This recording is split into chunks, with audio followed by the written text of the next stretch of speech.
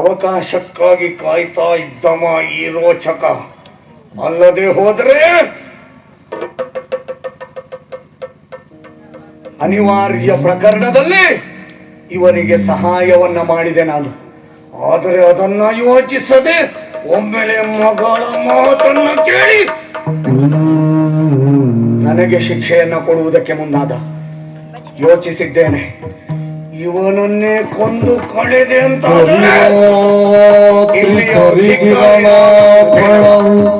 ಸರಿ, ಇದೇ ಸರಿ. ಮಲಗಿದ್ದಾನಲ್ಲ ರಾತ್ರಿ ಹೊತ್ತು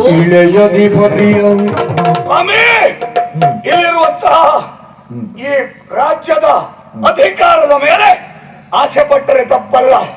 ಹಾಗಾಗಿ ಯೋಚನೆ ಮಾಡ್ತಾ ಇದ್ದೇನೆ, ಇಲ್ಲಿಯ ಮಹಾರಾಜನಿಗೆ ಗಂಡು ಸಂತತಿ ಇಲ್ಲ. ಹೌದಪ್ಪ, ಇರುವುದು ಒಂದೇ ಒಂದು ಮಗಳು, ವಜ್ರೇಶ್ವರಿ ಎನ್ನುವ ಹಾಗೆ ಅವಳ ಹೆಸರು.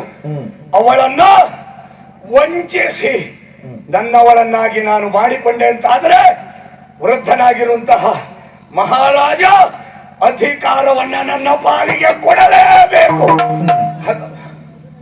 ಅದೇನದು ಗಾನ, ಸುಮಧುರವಾದಂತಹ ಧ್ವನಿಯನ್ನ ಕೇಳ್ತಾ ಇದ್ದೇನೆ. ಅವಳೇ ಇರಬೇಕು, ವಜ್ರೇಶ್ವರಿಯೇ ಇರಬೇಕು. ಹೋಗಿ ಮಾತಾಡಿಸಿ.